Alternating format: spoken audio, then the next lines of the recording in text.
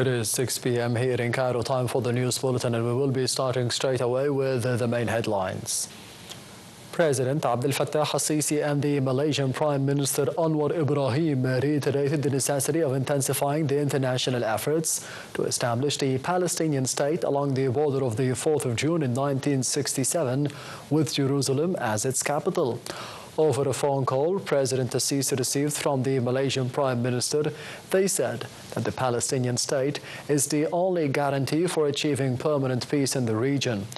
The call also stressed the depth of relations between both countries and means of enhancing bilateral relations in various economic and investment fields. With the participation of the Minister of Foreign Affairs, Migration and Expatriates, Badr, the Munich Security Conference kicked off.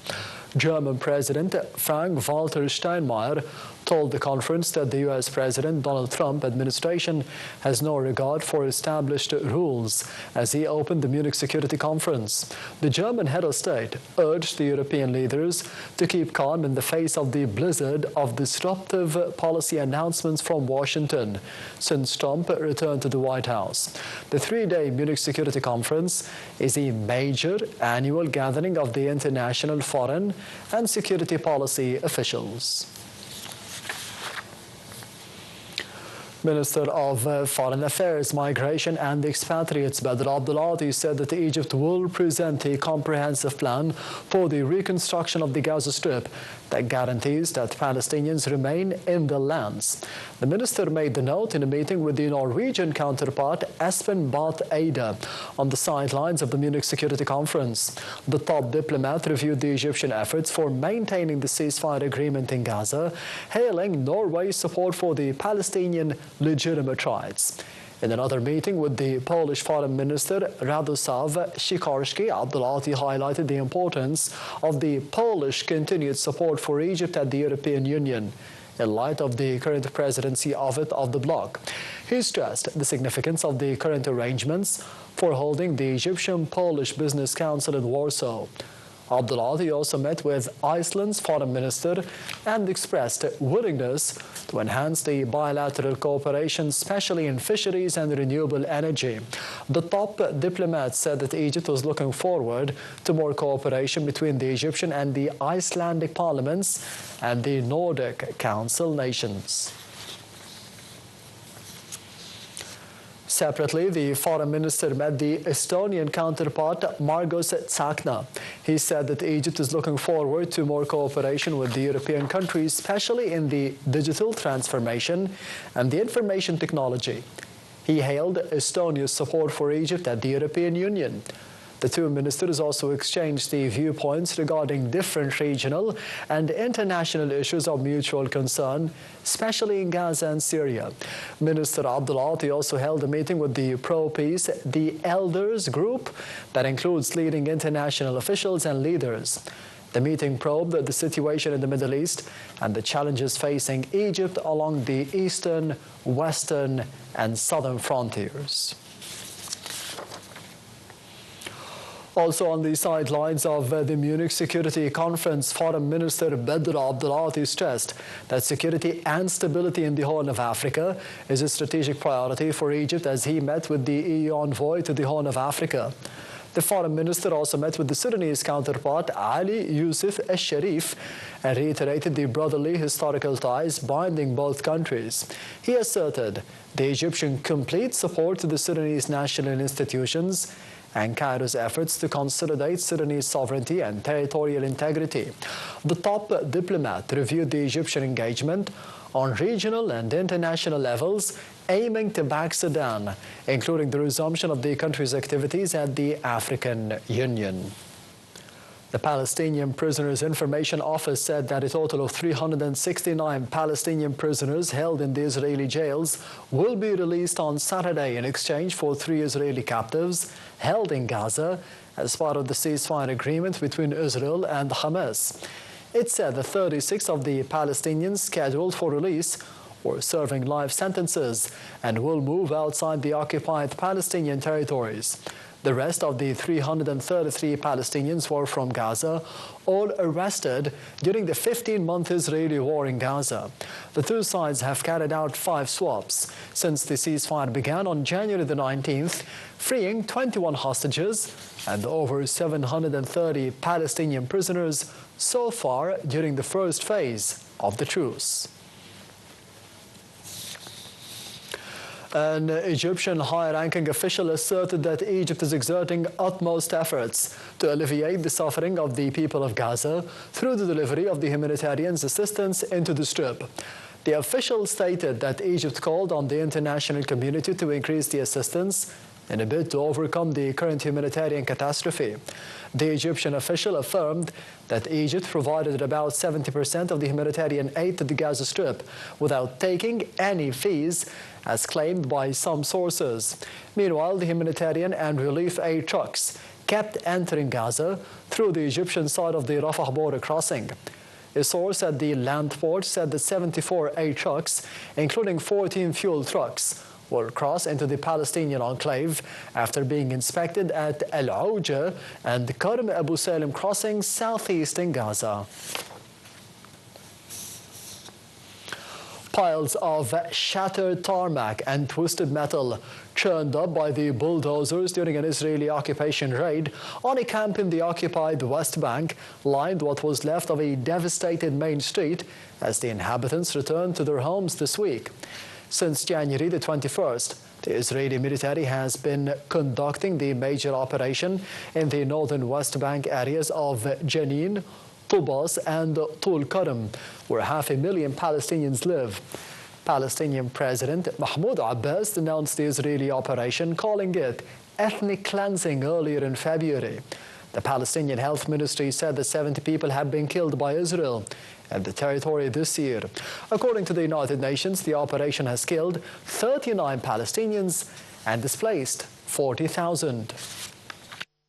The U.S. Defense Secretary Pete Hegseth warned the NATO allies in Europe against assuming that the American troop presence on the continent would last forever, as he urged them to spend more on defense.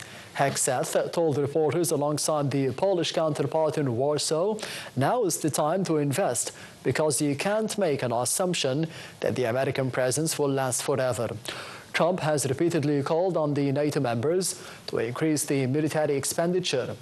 Hegseth praised the model ally Poland, a country on the NATO eastern flank that neighbors both Russia and Ukraine, for the defense spending. Russia said that it captured 2 more villages in eastern Ukraine. Meanwhile, the Ukrainian President Volodymyr Zelensky said that the Russian drone had struck a cover built to contain radiation at the Chernobyl nuclear power plant, adding that the radiation levels have not increased. Russia on Friday said that it captured 2 more villages in eastern Ukraine, pressing the advance as Kiev and Europe worry that they will be sidelined in expected talks to end the conflict following a call between Vladimir Putin and Donald Trump. Moscow's defense ministry said that the troops took the village of Dachne and Zelenpol, both in the embattled Donetsk region. For his part, Ukrainian President Volodymyr Zelensky said on Friday that the Russian drone had struck a cover built to contain radiation at the Chernobyl nuclear power plant, adding that the radiation levels have not increased. The Ukrainian Air Force said that Russia had launched more than 100 drones across the country overnight, including attack drones targeting northern regions of the country where the Chernobyl power plant lies.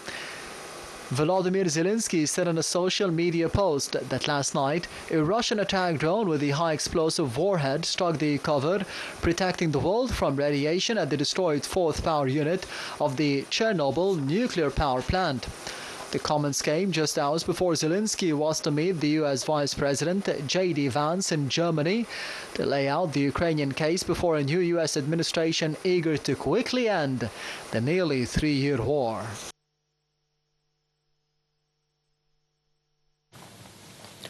China accused Australia of deliberately provoking it with the maritime patrol in the disputed South China Sea this week, saying that the latter was spreading false narratives through the Australians maintained the action adhered to the international law. The incident, in which the Australian Defence Minister said a Chinese PLA J-16 jet released flares within 30 metres of an aircraft, comes amid ties strained by Navy and Air Force interactions that Australia has called dangerous. Friday's comments came a day after Australia flagged unsafe and unprofessional actions by the jet towards the patrol, which it said was on routine surveillance in the international waters on Tuesday, an account that Beijing disputes. The African Union Commission and the Organization for Economic Cooperation and Development officially launched a virtual investment platform in Africa on the sidelines of the 38th African Union Summit.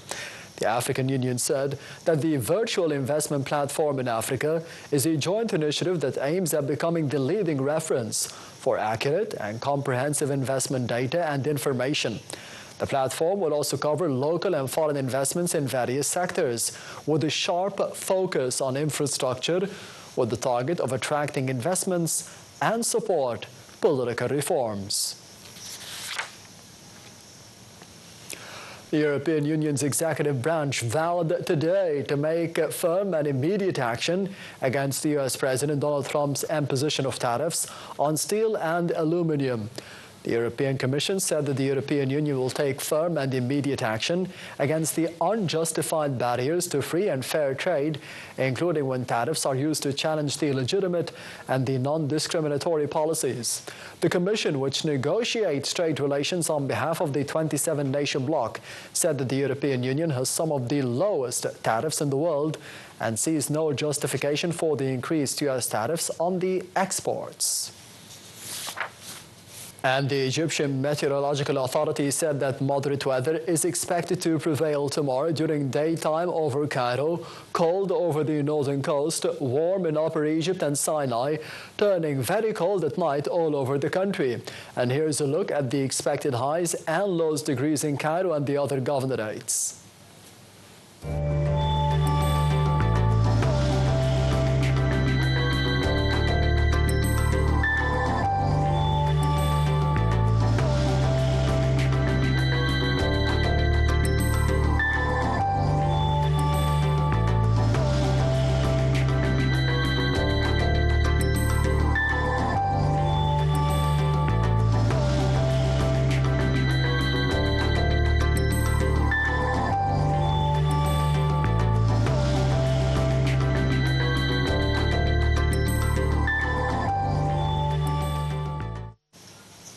And this brings us to the end of the news bulletin for today. Thank you for watching and goodbye.